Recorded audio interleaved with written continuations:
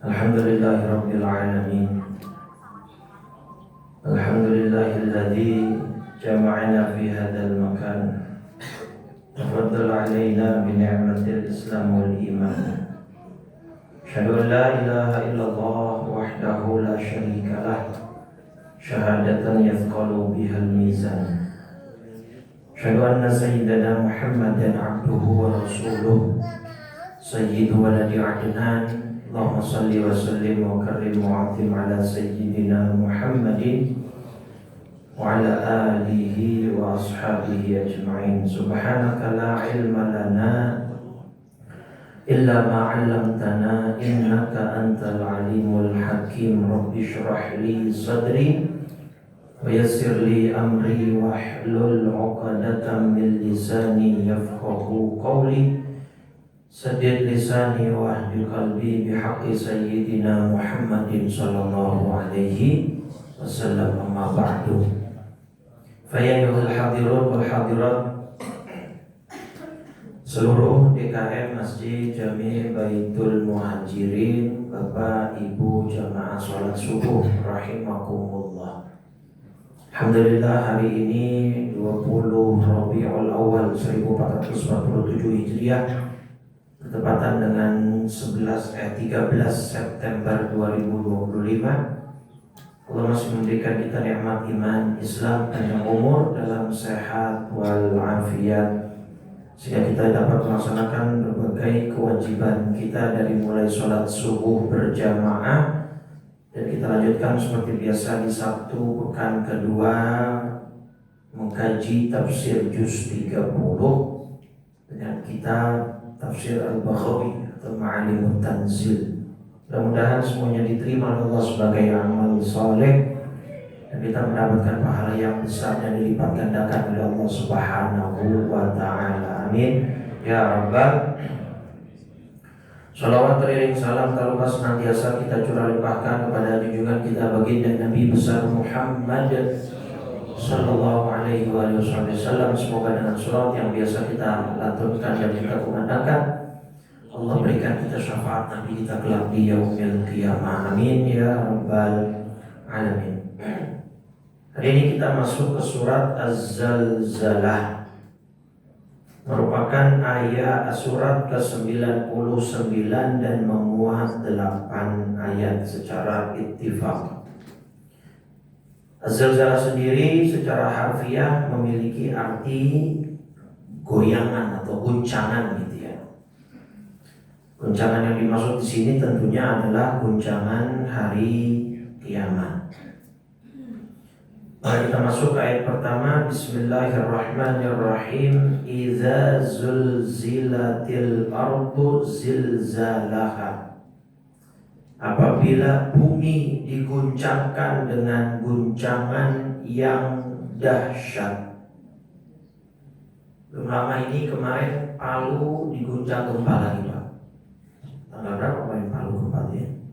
Itu karena beberapa jamaah saya ada yang orang Palu ya. Itu orang-orang Palu seperti kayak dejavu Pak. Jadi mereka langsung kayak parno, trauma ya, masih terbawa yang kasus yang musibah Donggala, Palu Donggala itu kan berapa yang parah tuh, yang sampai tsunami itu 2018 ya, pokoknya antara itu. Nah itu kemarin berasa sekali kata mereka guncangannya. Jadi artinya guncangan yang bersifat lokal seperti itu saja kita manusia sudah sebegitu takut dan khawatirnya, apalagi guncangan nanti hari kiamat itu tidak lagi tersisa dari satu jengkal tanah pun di dunia ini, melainkan semuanya akan berguncang. Dan guncangan bukan guncangan yang biasa, tapi yang teramat sangat dahsyat, yang mungkin belum pernah atau tidak pernah terbayangkan oleh manusia. Maka ini harus menjadi sebuah warning buat kita semua, bahwa dunia ini tidak akan selamanya.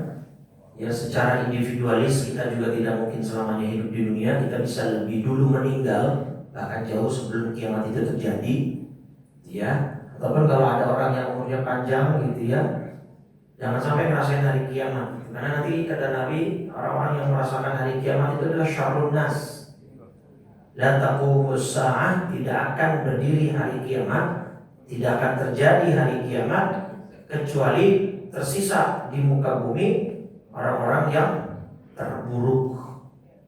Pernah dengar ada konsep nanti ada angin yang berhembus yang akan mencabut nyawa orang-orang beriman dari arah timur. Itu nanti orang-orang yang beriman itu akan meninggal dengan angin tersebut, Bapak. Jadi tidak tersisa di muka bumi ini ya orang-orang, kecuali orang-orang itu hanya tinggal orang-orang jahat. Kenapa? Karena hari kiamat hanya akan terjadi ya kalau di dunia ini udah gak ada yang nyebut Allah.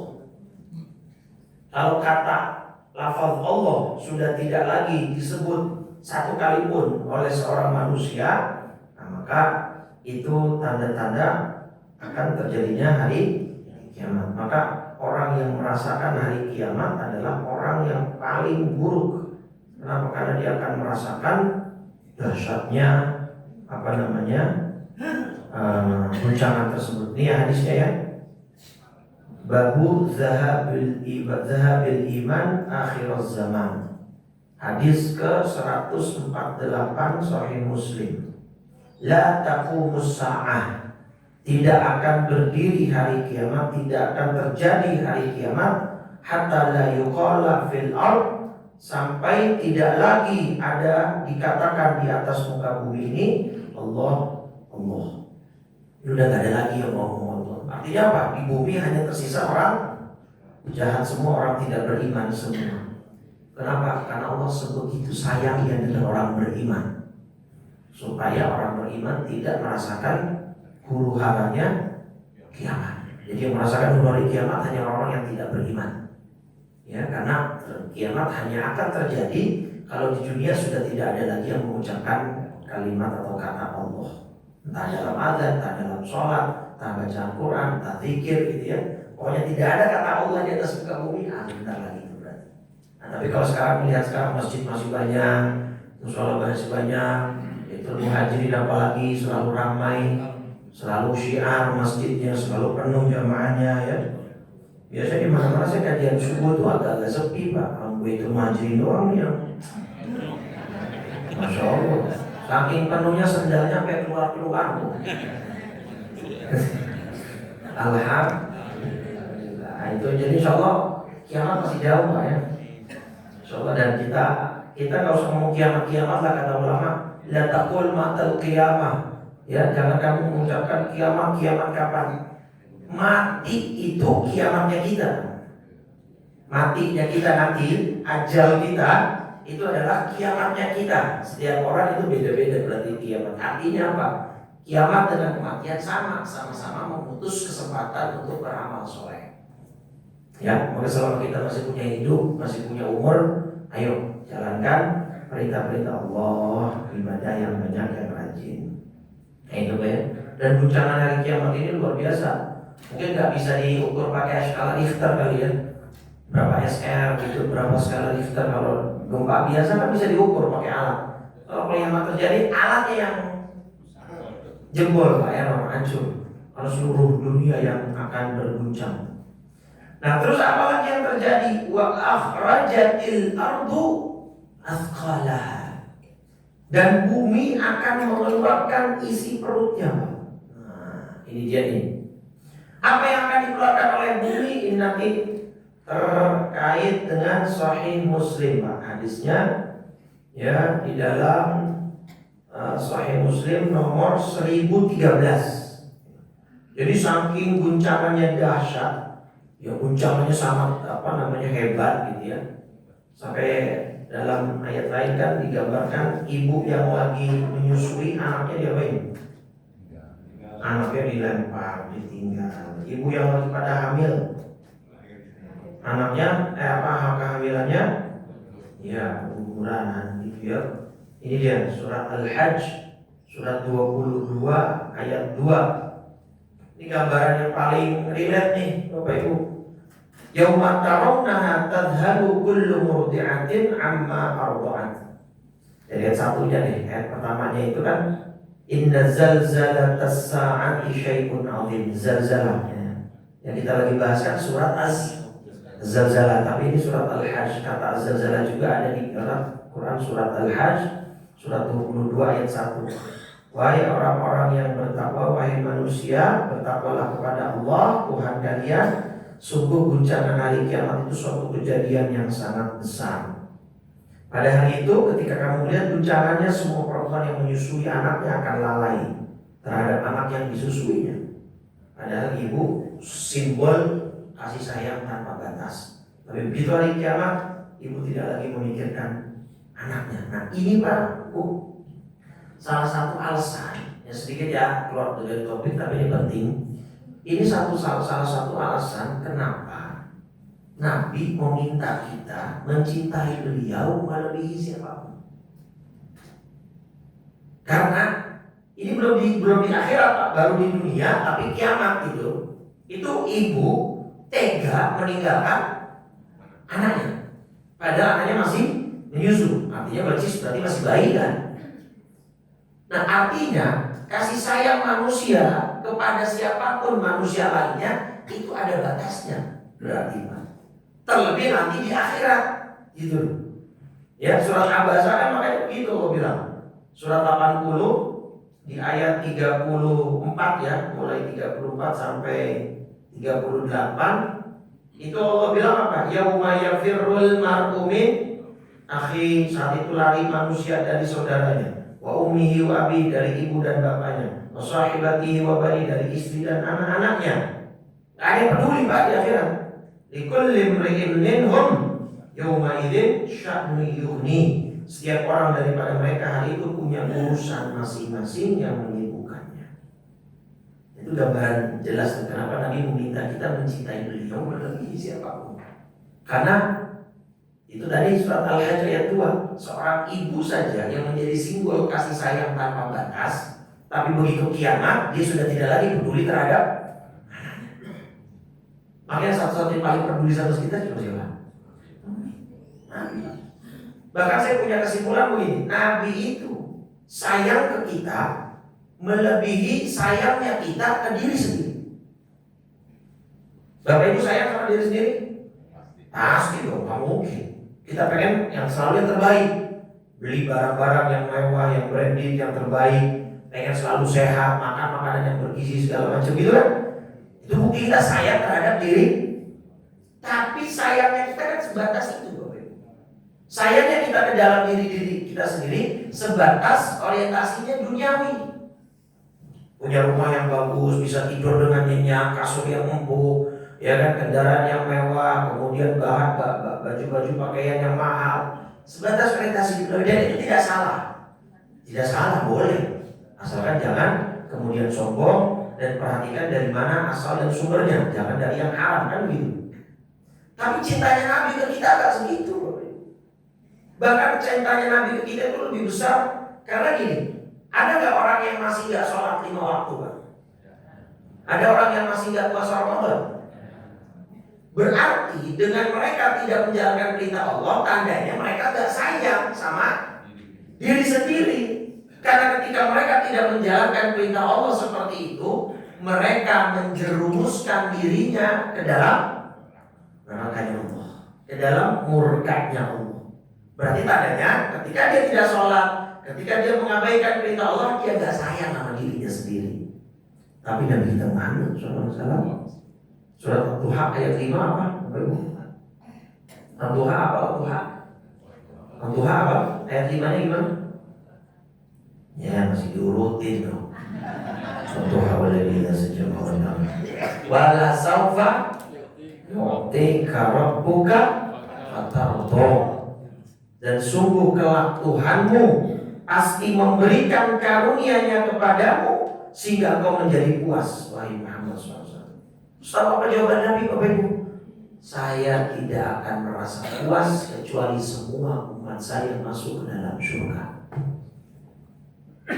Jadi bayangin, Pantas ya kemudian Nabi menyuruh kita mencintainya melebihi siapapun, Pak? Pantas, sangat pantas, bahkan wajib. Ya, dalam hadisnya ini Sahih Muslim juga, itu kewajiban mencintai Nabi melebihi siapapun Nabi tegaskan di dalam hadis sahih, ya, riwayat Imam Muslim, ya, di hadis nomor 44. Bapak Ibu. Ya, apa kata Nabi? La yu'minu ahadukum, tidak beriman salah seorang di antara kalian, hatta akuna, sampai aku, ahabba ilaihi, lebih dia cintai, min waladihi, dari anaknya, wa walidihi, dan orang tuanya, wan nasi ajma'in, dan seluruh manusia. Ya, hadis Muslim nomor 44. Ini kewajiban Bapak Ibu. Dan ini PR besar. PR besar. Ya, kita gimana caranya supaya bisa mencintai Nabi melebihi siapa? Ya, karena itu tadi alasan pertamanya, alasan dasarnya, karena Nabilah orang yang paling cinta kepada kita melebihi siapapun. Dan terbukti tadi surat Al-Hajj surat 22 ayat 2 menggambarkan begitu ada guncangan hari kiamat, seorang ibu saja tega melalaikan anak yang masih disusuinya. Tapi Nabi kita Muhammad SAW selalu memperhatikan kita dan menginginkan kita semua masuk ke dalam surga. Maka mudah-mudahan kita mendapatkan surganya Allah melalui syafaat Nabi kita Muhammad. Ya Pak, ya. Nah, bumi mengeluarkan isi perutnya. Apa yang dikeluarkan Bapak Ibu? Masih dalam Sahih Muslim, itu yang dikeluarkan diantaranya apa? Nah ini hadis nomor 1013 tadi ya, yang terpotong pembahasannya.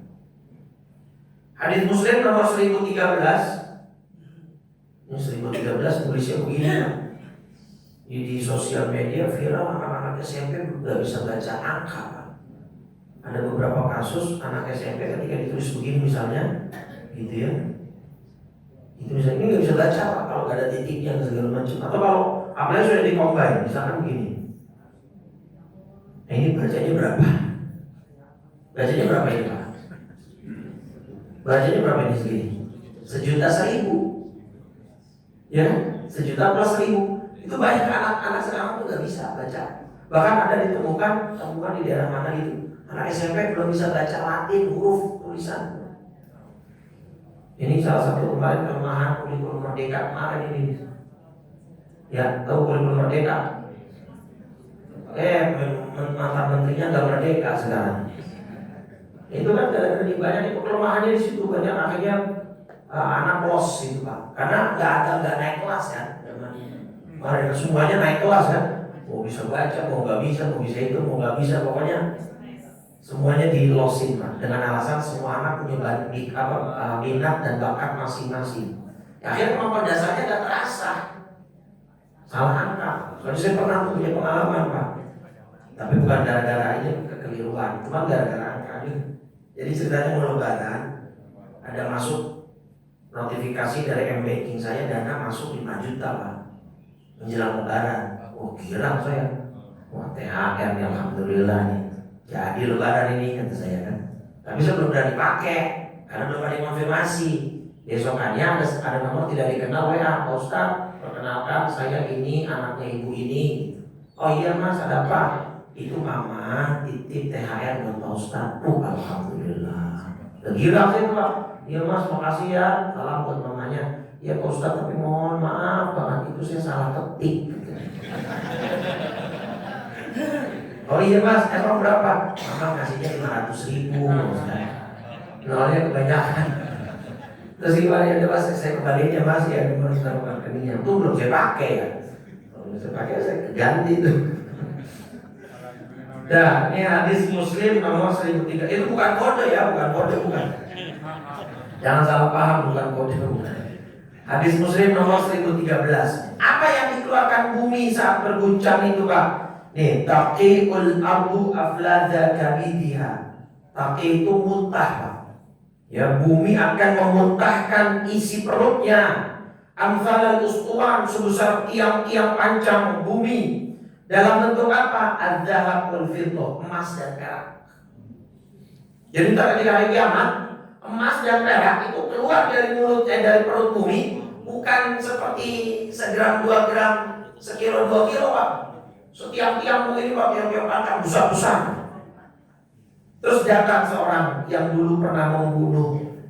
Dia melihat emas keluar begitu besar. Dia komentar, fi hadza qataltu. Ini gara-gara benda ini dulu saya membunuh banyak orang. Wa yajiul qati, datang lagi yang kedua, pemutus silaturahim. Ngelihat emas begitu banyak keluar tanpa diekstraksi, tanpa apa istilahnya? Ambang gitu ya. Ini pemutus silaturahim ngomong fi hadza qata'tu rahimi. Ini gara-gara ini nih saya dulu memutuskan silaturahim saya. Yang ketiga datang pencuri, wayajibus sariqu. Datang pencuri ini ngomong fi hadza quti'at yadi. Ini gara-gara ini dulu tangan saya dipotong. Maksudnya gara-gara emas, Pak, gara-gara harta. Orang membunuh, orang memutus silaturahim, sampai orang kemudian mencuri dan tangannya dipotong sesuai hukum Islam. Terus apakah itu emas yang sebanyak itu dan sebesar itu direbutin Pak? Ketika udah hari kiamat itu, kira-kira direbutin nggak, diambilin nggak?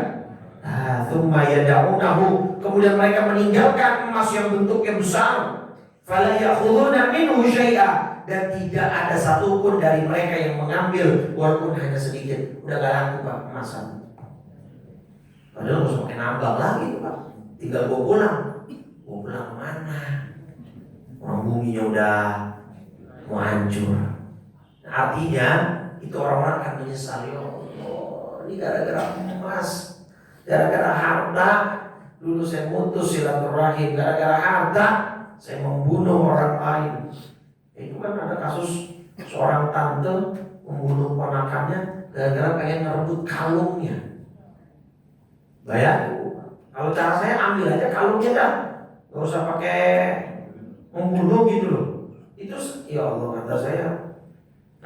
Itu gara-gara kalung di Sulawesi Utara tuh ya. Jadi tante bunuh tante bunuh ponakannya sendiri gara-gara pengen ngambil kalung segala macem. Dan yang paling parahnya si tantenya ikutan nyari lagi. Itunya jasad ponakannya berplaying victim, dia seolah-olah dia segala macam.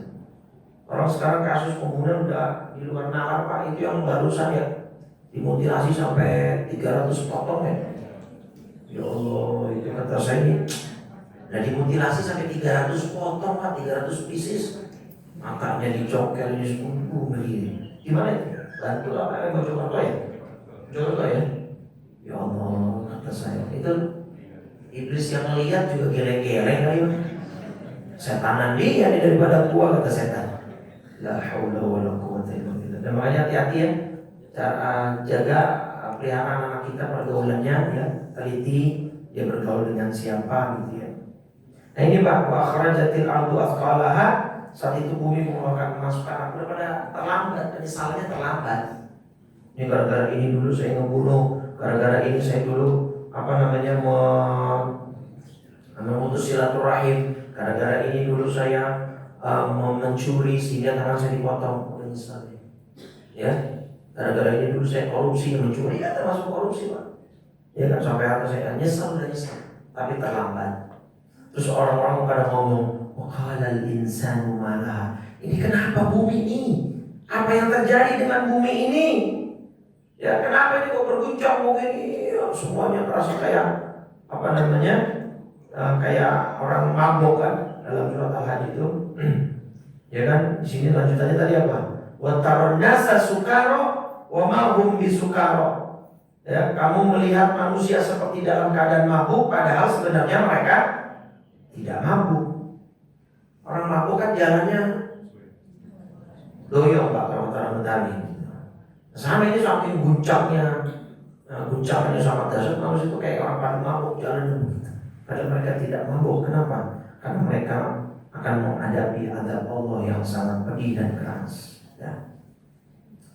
Saya kadang-kadang penasaran kalau lagi bahas tentang ayat-ayat azab, ayat-ayat tentang kiamat begini ini, ayat-ayat begini kalau dikasih ke pejabat kita masih ngefek gak kira-kira Pak ya? Yang masih pada suka korupsi gitu loh, ada takut sih maksud saya gitu loh, masih ada sensornya gak sih, masih ada sensenya gak sih gitu loh. Saya kadang-kadang penasaran gitu Pak. Itu maksudnya sensornya masih bernyala apa enggak gitu. Takut enggak sih sama neraka? Takut enggak sih sama azab murkanya Allah gitu? Kok kayaknya enteng banget korupsi sekian sekian miliar 10 miliar sekian ratus miliar. Kok kayaknya enteng banget begitu gitu. Yang muslim ya tentunya ya. Kalau yang non muslim ya pasti nggak percaya bukan kitab sucinya. Tapi yang mukmin ini yang ketika mau menjabat disumpah di bawah apa? Kamu percaya sih? Giliran ada info dari BMKG ya, akan ada hujan badai, akan ada gempa berpotensi tsunami, akan ada gunung meletus karena aktivitasnya meningkat. Pada evakuasi, pada lari, pada menjauh. Percaya banget sama BMKG. Padahal itu sifatnya hanya apa? Prediksi. Ya oke, punya datanya, ada alatnya. Tapi kita percaya. Padahal tidak 100% gitu loh ininya. Tapi ini Al-Quran, kalau dia orang beriman, kan harusnya dipercaya bahwa ini infonya semuanya 100%, bahkan mungkin 1000%. Kira-kira masih pada takut gak sih gitu loh maksudnya. Nah ini yang makanya orang itu bisa mencegah dan mengantisipasi dirinya berbuat dosa itu ada rasa khauf, takut. Kalau nggak ada rasa khauf, udah hancur udah, semua diterabas gitu loh. Ya makanya mudah-mudahan Allah berikan kita dalam hati kita ada perasaan takut, khauf kepada Allah ya, perasaan malu dan seterusnya. Dan ayat keempat, yauma idzin tuhadditsu akhbaraha. Pada hari itu bumi menyampaikan berita tentang apa yang diperbuat manusia di atasnya. Nah ini hadisnya Pak, di Tirmidzi Pak.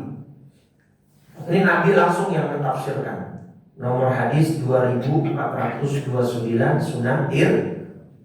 Ketika Nabi membaca yauma idzin tuhadditsu akhbaraha, saat bumi menceritakan ya ceritanya, mak atadruna ma akhbaraha. Kalian tahu nggak apa maksudnya bumi bercerita gitu ya? Allah wa Rasul alam. Jawab sahabat, cuma Allah dan Rasulnya yang tahu. Jadi bumi nanti Pak, fa inna akhbaraha antashhada. Bumi akan menjadi saksi bisu. Sekarang jadi saksi bisu Pak. Tapi ntar pada saatnya bumi akan bicara. Ala kulli abdin, terhadap setiap kita hamba Pak. Bima amila ala dhariha. Apa yang dulu kita lakukan di atas punggungnya. Di atas punggungnya bumi kita ngamen. Kalau di dalam kan istilahnya perut bumi. Kalau di atas ini tanah ini punggungnya bumi. Apa yang kita lakukan di atas bumi ini? Bumi ada saksi bisu Pak. Siapa yang dulu membunuh siapa? Siapa dulu yang zina dengan siapa? Siapa dulu yang zalim terhadap siapa? Dan sebaliknya juga bumi akan bercerita siapa yang dulu bersujud di atasnya. Makanya kan sunnah kita kalau sholat itu berganti atau berpindah tempat. Nah, supaya apa maksudnya itu? Supaya semakin banyak tempat atau bumi yang kita jadikan pijakan untuk sujud atau sholat. Supaya bumi itu besok bercerita, ya Rabb ini dulu orang ini selalu sholat di atas saya. Ya Allah, ini selalu di atas kalau dia duduk itu dibuka Al-Quran, dia baca, dia tadabburi maknanya. Ya Rabb, tiap Sabtu pekan kedua ini jamaah Baitul Muhajirin selalu hadir di majelis taklim kajian tafsir mengkaji kalam-kalammu ya Allah. Ya, padahal mereka menahan kantuk, mereka menahan rasa capek bekerja semalam, mereka menahan rasa lapar gitu ya. Tapi mereka semua mau untuk hadir. Ini besok akan bersaksi Pak tanah kita. Gitu ya. Jadi jangan sembarangan. Ya jangan dibilang gak ada yang tahu, gak ada yang lihat. Ya bumi ada bumi Pak, lihat besok. Ya. Fahadhihi akhbaruhan, inilah yang dimaksud ayat tadi, ayat keempat surat Az-Zalzalah. Pada hari itu bumi akan menyampaikan beritanya. Makanya kan ada kalimat begini Pak. Kalau mau bikin dosa, boleh silakan, kata seorang guru kepada muridnya. Tapi dengan satu syarat apa? Cari tempat di mana Allah nggak bisa tahu. Boleh kalian berbuat dosa, terserah bebas, maksiat juga bebas. Asal satu syaratnya, cari tempat yang Allah tidak tahu. Maka jawabannya, ya kan. Artinya berarti jangan berbuat dosa, karena dimanapun tempatnya Allah selalu melihat dan mengawasi kita.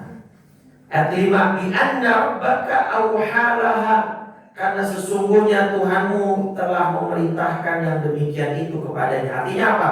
Bumi sekarang gak bisa ngomong Pak, tapi ketika nanti Allah perintahkan, bumi akan bercerita, akan menjadi saksi atas apa yang kita perbuat di atasnya selama kita hidup di dunia. Gitu Pak ya. Ya termasuk kalau ada orang yang ngambil tanah orang lain. Tanah ngomong Pak, ya Rob, saya bukan punya dia nih. Dia mau ngambil saya dengan paksa. Dia membuat dengan sertifikat palsu dan bodong. Harusnya saya adalah milik si ini, si fulan dan fulan. Dia mau ngambil saya secara paksa. Besok jangan kira yang ngambil tanah secara zalim akan bebas Pak. Iya kan? Banyak kan mafia tanah Pak. Yang kemarin ramai gimana itu yang kakek-kakek nggak bisa baca tulis disuruh main tanda tangan aja. Gimana itu? Itu gede Pak, itunya tanahnya Pak. Nah, hektaran itu. Jadi ada namanya tanahnya diambil gitu dengan cara kakek nggak bisa baca tulis, tetapi dia disuruh apa namanya tanda tangan. Jatuhnya tanda tangannya itu tanda tangan penyerahan tanah lahan 1 hektar atau 2 hektar gitu. Di kampung lumayan Pak tanah segitu Pak. Lah zalim yang luar biasa. Orang begitu Pak besok ya, walaupun secara hukum ininya mungkin perdatanya ya itu dia menang karena memang sudah ada bubuh tanda tangan si pemilik, tapi kan caranya curang Pak. Dia memanfaatkan kekurangan si bapak yang tidak bisa baca dan tulis. Itu jangan dikira gak ada balasannya itu Pak. Karena Allah dalam hadis Bukhari bahkan orang yang merampas tanah orang lain besok akan dibenamkan ke 7 lapis tanah di bawah Pak, dikubur hidup-hidup sama Allah besok. Alhamdulillah ya. Jadi jangan dikira nggak ada ininya, nggak ada balasannya. Ditanam Pak, dipendem sampai ke tanah 7 lapis tanah paling bawah, ya akan dikubur hidup-hidup dengan cara yang menyiksa. Jadi jangan Pak, ya jangan sampai kita menzalimi kepemilikan tanah orang lain, termasuk dalam konteks waris misalnya.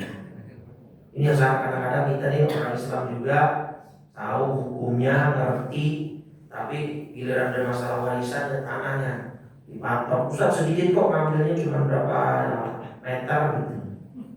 Ya berapa meter, tapi kan ke bawahnya tetap panjang Pak, tetap dalam. Kalau orangnya nggak ikhlas nggak itu, tetap ditutup kan ya. Pak. Nah itu bumi besok akan bercerita tuh Pak, ya tentang orang yang suka rakus mengambil tanah orang lain dengan cara apapun, termasuk sekarang yang banyak ya itu pemalsuan udah itu sekarang sertifikat digital ya, akan diarahkan ke digital dan itu lebih berpotensi lagi untuk dimanipulasi. Dan kita apapun digital, orang sekarang keamanan cyber kita aja paling rendah Pak. Data kita bocor terus, gitu ya. Nah ini nih dalilnya nih hadis Bukhari. Bab dosa man dzalama syai'an minal ardi. Ya dosa menzolimi seseorang terkait tanahnya. Ada 2 Pak di sini azabnya. Ini 2452. Dan 2453 sama 2454 urutan. 1 azabnya tuwiqahu, tanahnya dikalungin di leher dia. Jadi sebanyak apa tanah yang dia rebut, yang dia rampas, beratnya berapa tonnya itu akan dikalungin di leher dia. Putus-putus tuh lehernya. Nah, terus yang kedua itu tadi yang saya bilang, ya akan diapain? Khusifa, ya dipendam, dibenamkan yaumul qiyamah ila sab'i aradin, ke 7 lapis tanah ke bawah secara hidup-hidup. Ya. Jadi jangan meremehkan. Nah, yauma idzi yauma idzi yasdurun nasu ashtatan liyuraw. Nah, pada hari manusia nanti keluar dari kubur dibangkitkan Pak. Nah, ini ada hadis lagi tentang Nabi. Nabi itu orang paling pertama dibangkitkan Pak di hari kiamat.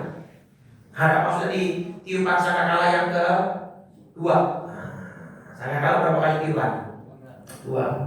Yang mayoritas, walaupun ada yang bilang 3.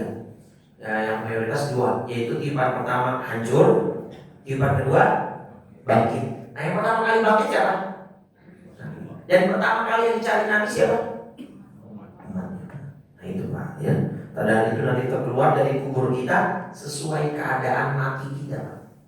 Kalau matinya husnul khotimah, keluar dalam bentuk fisik yang indah, yang rupawan, yang cakep, wajahnya glowing. Jadi nggak usah pakai skincare lagi Bu. Ya, nggak usah, cukup udah nanti itu benar-benar glowingnya gara-gara air wudhu. Jadi kalau ada perempuan sekarang ditanya, kamu mukanya glowing banget, pakai apa sih? Air wudhu. Oh. Kalau di dunia otomatis pasti pakai zat-zat kimia, artinya pakai obat. Tapi air wudhu bisa membawa kecerahan wajah seseorang kapan? Hari kiamat. Ya, surat Ali Imran surat 3 ayat 106. Pada hari itu yauma tabyaddu wujuh wa taswaddu wujuh. Pada hari itu wajah ada yang putih berseri, ada pula yang wajahnya hitam muram. Ya, mudah-mudahan Allah memutihkan wajah kita kelak saat kita dibangkitkan di yaumil qiyamah. Karena Nabi melihatnya dari situ Pak. Jadi setiap orang yang wajahnya putih berseri ada tandanya bekas air wudhu itu selamatin sama Nabi. Kalau yang hitam enggak. Alhamdulillah gitu ya. Nah mereka akan mengapain? Liyurau a'malahum, untuk diperlihatkan kepada mereka balasan semua perbuatan mereka. Kita nih, semua perbuatan kita akan diperlihatkan, ditampakkan nanti saat kita dibangkitkan yang kedua kalinya, ya, saat ditiup sangkakala yang kedua kalinya dan kita bangkit, kita akan berbaris, ya, kita akan berpencar. Ashtata itu sudah berpencar. Itu tadi orang lari dari anaknya, lari dari orang tuanya, lari dari pasang, berpencar, semua mencari perlindungan masing-masing, tapi nggak ada. Apalagi saat itu matahari di mana posisinya? Nah, cuma 7 golongan ya, sering saya ulang nih. 7 golongan yang dapat naungan di padang mahsyar: pemimpin adil, anak muda yang tumbuh dalam ibadah, orang yang hatinya selalu terkait dengan masjid, dua orang yang saling mencintai, berpisah karena Allah, berkumpul karena Allah.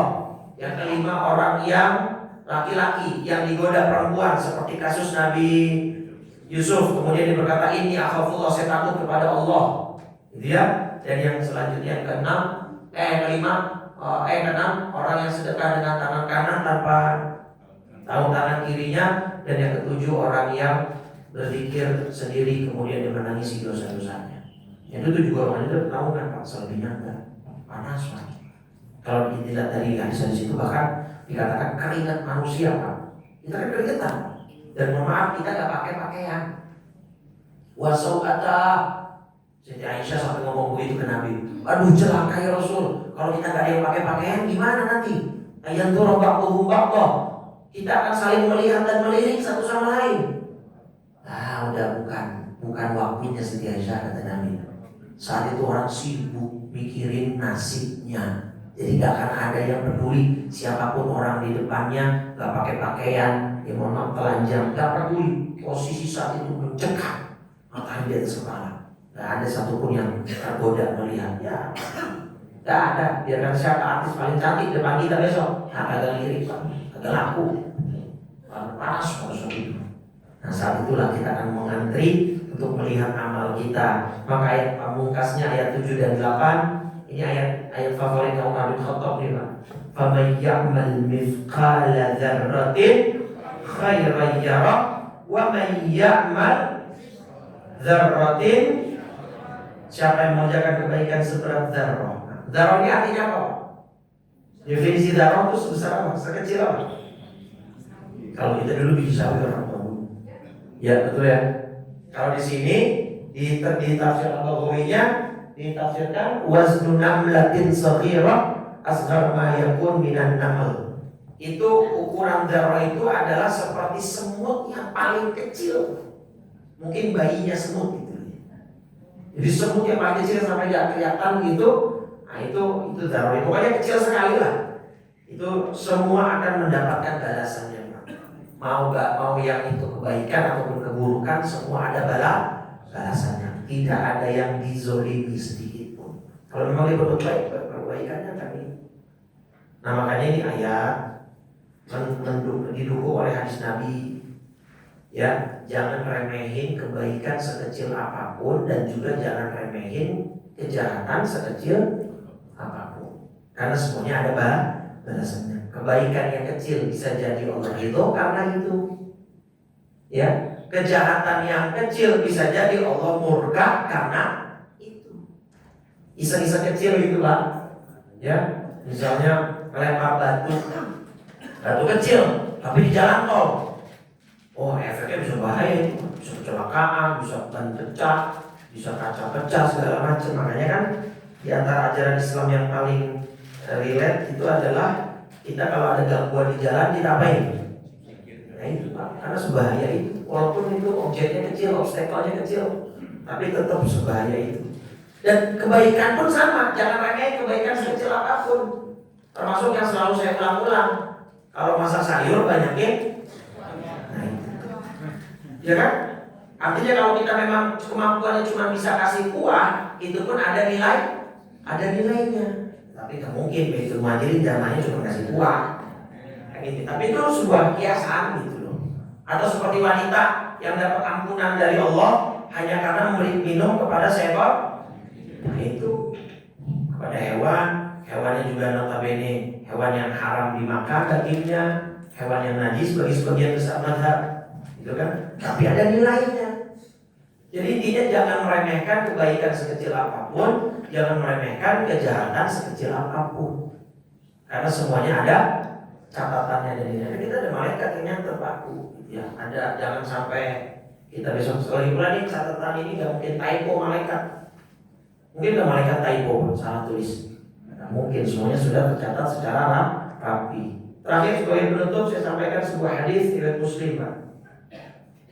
Jadi Bapak Ibu, jangan iri sama orang-orang kafir. Nih di dalam hadis Muslim nomor 2808 itu kata Nabi, kalau orang beriman, orang mukmin berbuat kebaikan itu dibalas di dunia dan juga dibalas di akhirat. Tapi kalimatnya menarik Pak. Kalau di dunianya pakai kata yuko, diberikan. Kalau di akhirat pakai katanya yujza, dibalas. Diberi sama dibalas itu konotasinya lebih banyak mana? Dibalas. Kalau diberi sedikit apapun sudah masuk dalam kategori pemberian. Tapi kalau balasan minimal harus seimbang, minimal setimpal balasan, bahkan bisa lebih gitu. Ada indikasi kuat Pak, ada isyarat di hadis ini. Jadi orang beriman kebaikannya itu nggak langsung kontan dibalas semua di dunia gitu Pak. Karena nanti balasan yang sempurnanya di mana? Jadi jangan ada kata-kata, Ustaz percuma saya jadi orang baik sebelum melihat balasan kebaikan saya di dunia. Susah, hidup masih susah, ini masih begitu. Jangan begitu Pak. Berarti namanya kita gak yakin sama ayat ini. Faman ya'mal mithqala dzarratin khairan yarah. Dan cuma gak dibalas sama Allah di dunia secara full. Ibaratnya di dunia cuma DP-nya Pak. Fullnya penyelesaiannya nanti di mana? Di akhirat. Jadi jangan berhenti berbuat baik hanya karena saya gak melihat balasan kebaikan saya Ustaz. Bahkan seringkali kebaikan saya dibalas dengan kejahatan. Air susu dibalas. Nah, terus mau berhenti berbuat baik, lah rugi, kita yang rugi Pak, bener. Kita berbuat baik sama orang itu malah jahat sama kita. Terus kita berhenti berbuat baik gara-gara itu, lah kita yang rugi. Ya jangan berhenti berbuat baik, biarin aja. Orang jahat, toh ada balasannya gak semua? Yakin gak sama dua ayat pamungkas azal-zala ini? Ya udah, gitu kan. Orang yang zalim pun akan ada balasan. Kamu gak tidur kok. Nah, cuma kita kenapa seperti itu? Karena biasanya manusia gak sabaran. Kalau kita berbuat baik, maunya balasannya besok. Kalau ada orang jahat sama kita, maunya disiksa nih orang depan mata kita sekarang.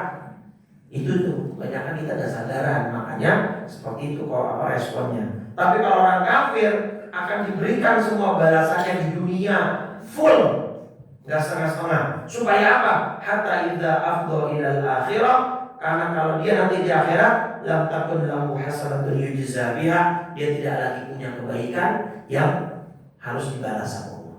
Justru orang kafir kebaikannya dibalasnya full di dunia.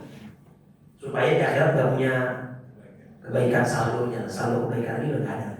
Tapi orang beriman enggak, dibalasnya di dunia tuh sekedar gajah, tapi akan dibalas secara sempurna di mana?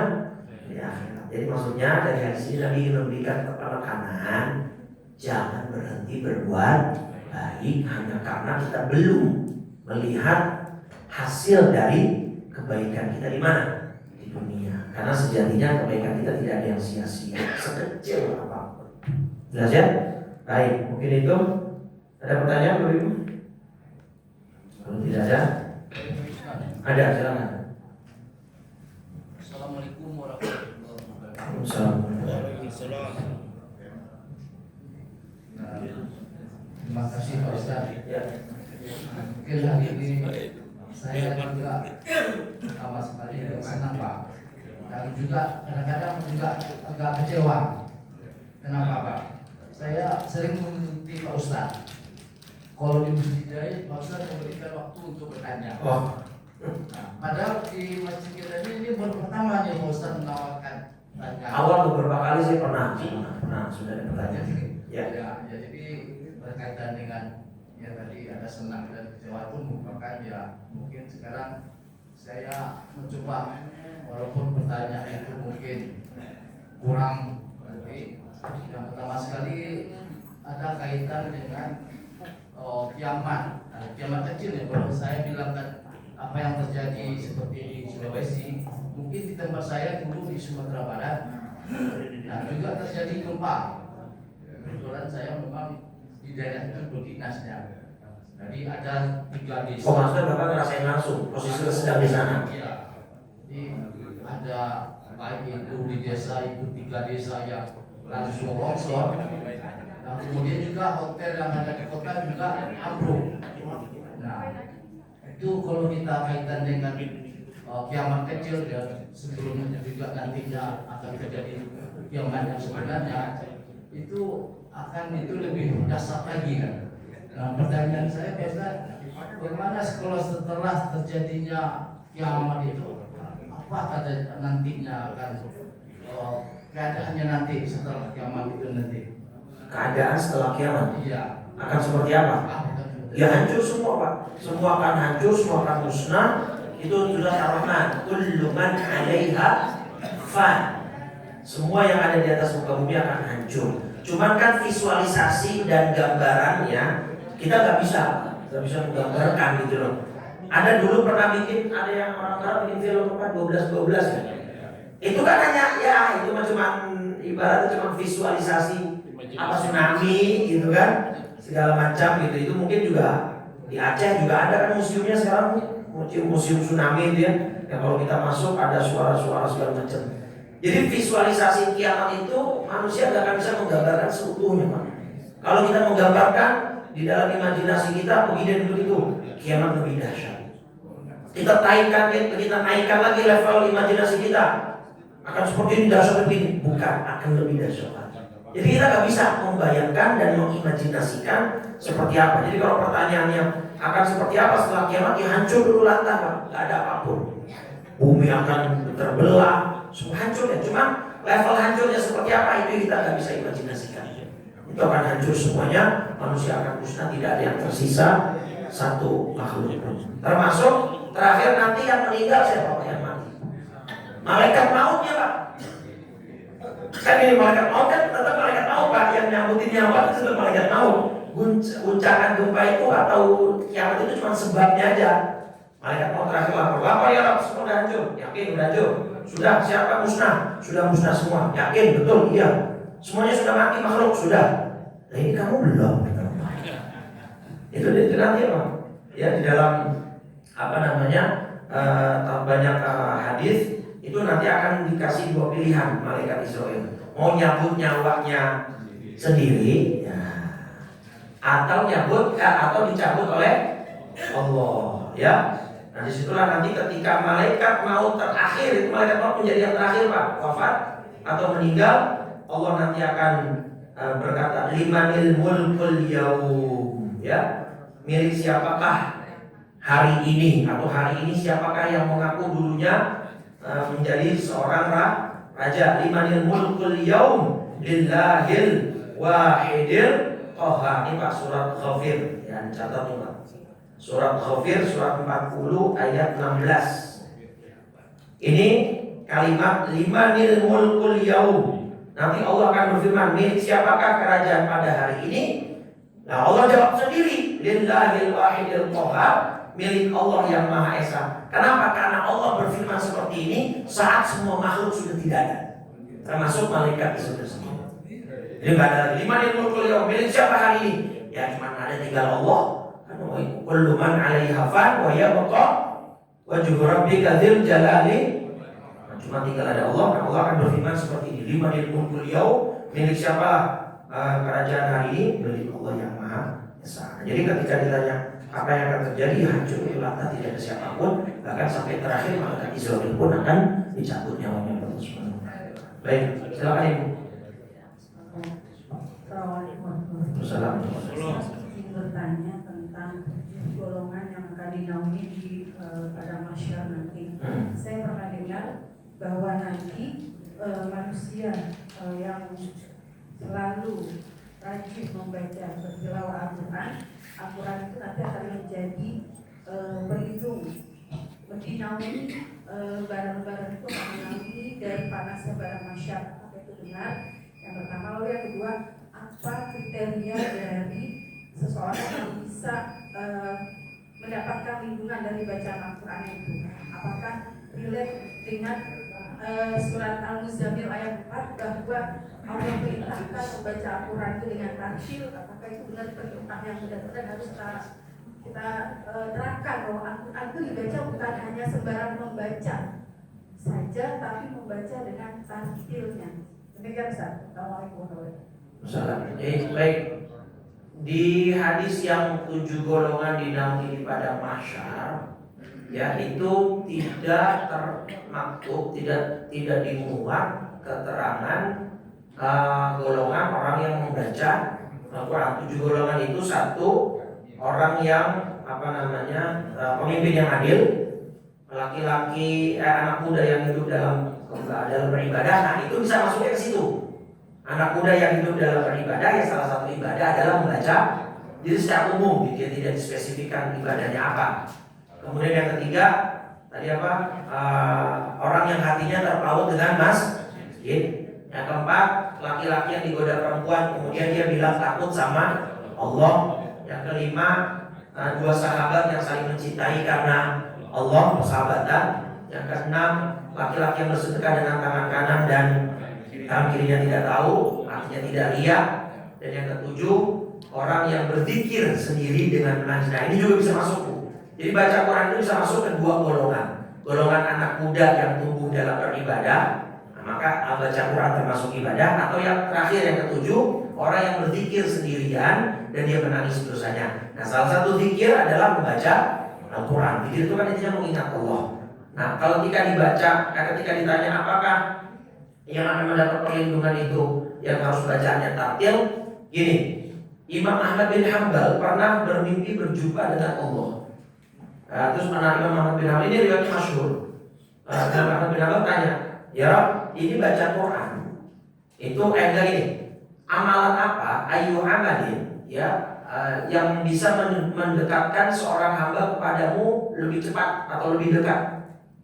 Jadi Imam Ahmad bin Hanbal tanya, ibadah apa yang bisa membuat seseorang lebih dekat lagi dengan Allah? Allah jawab di mimpinya itu, bikalami, dengan kalamku. Nah, terus Imam Ahmad tanya, bifahmin atau bighairi fahmin, apakah bacanya harus dengan paham atau tidak? Kata Allah, bifahmin atau bighairi fahmin, mau paham mau enggak, gak apa-apa. Tapi kalau tartil tajwid itu harus. Tajwid itu Bapak Ibu hukumnya wajib untuk membaca Quran secara praktek. Walaupun secara teori dia gak wajib tahu. Contoh, banyak orang yang gak tahu hukum waladdallin, nama hukumnya apa, ya kan?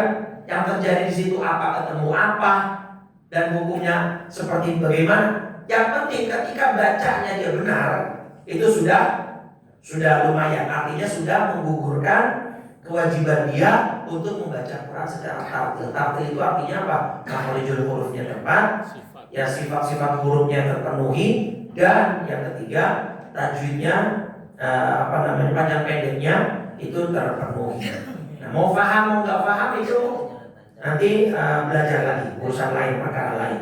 Tapi kalau tartil ya harus. Nah cuman kan manusia itu nggak semuanya sempurna, ya. Apalagi yang mohon maaf mungkin dari kecilnya, dari mudanya nggak terlalu banyak waktu untuk belajar Quran. Nah dia ketika pensiun baru belajar Quran, ya nggak apa-apa. Allah masih menilai kok ininya dia, effort usahanya dia. Yang penting ada usaha gitu ya. Tetapi kalau dalam sholat kaitannya minimal Fatihahnya yang bagus. Karena Fatihah itu hukumnya apa?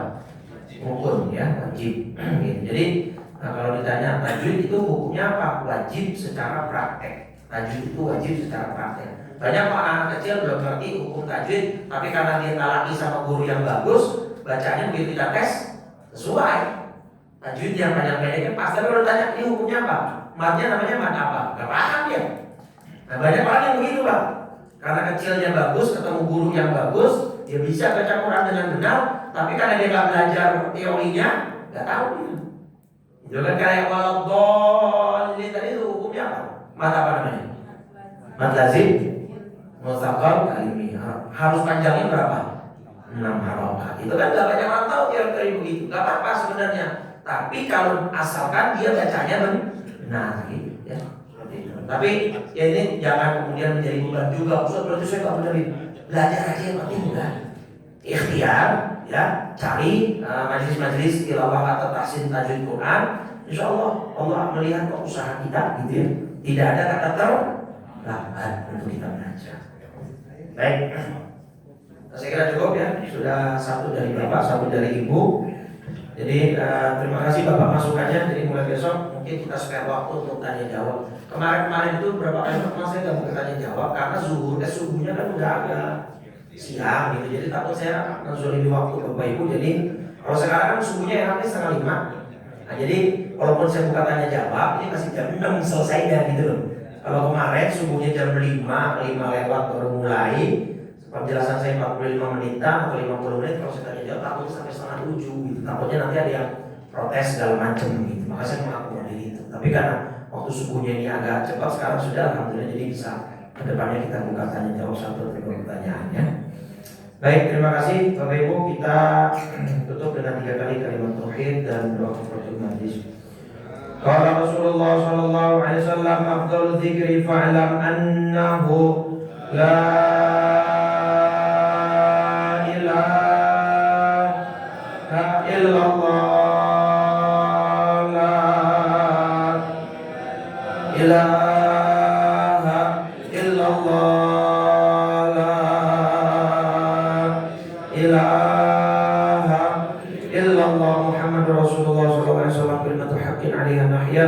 وعليها نموت وبها نبعث إن شاء الله تعالى من الآمنين الحمد لله رب العالمين اللهم صل على سيدنا محمد وعلى آله وصحبه أجمعين اللهم إنا نسألك إيمانا دائما نسألك يقينا صادقا ونسألك علما نافعا ونسألك عملا صالحا متقبلا ونسألك رزقا حلالا واسعا طيبا مباركا ونسألك العفو والعافية ونسألك تمام العافية ونسألك الشكر على العافية ونسألك الغنى عن الناس اللهم ارزقنا في الدنيا زيارته في الآخرة شفاعته ولا تحرمنا في الجنان رؤيته ربنا آتنا في الدنيا حسنة وفي الآخرة حسنة وقنا عذاب النار وصلى الله على سيدنا محمد وعلى آله وصحبه وسلم والحمد لله رب سبحانك اللهم وبحمدك أشهد أن لا إله إلا أنت أستغفرك وأتوب إليك. Assalamualaikum warahmatullahi wabarakatuh. Sebelum bapak-bapak, ibu-ibu menutup majelis ini dengan sarapan di luar, sebelumnya saya ingin menyampaikan bahwa besok kita ada ceramah duha ditambah bazar UMKM. Jangan dilewatkan untuk acara besok. Dimulai jam 7.30. Ya, setengah 8. Terima kasih kepada guru kita Ustaz Ahmad Itqanul Imam Rantau. Semoga ilmunya bermanfaat, bisa kita